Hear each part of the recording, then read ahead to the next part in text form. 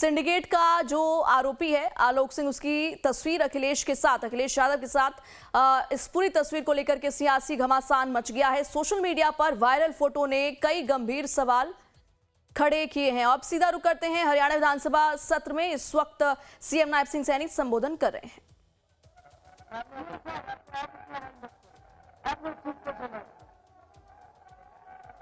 ठीक है,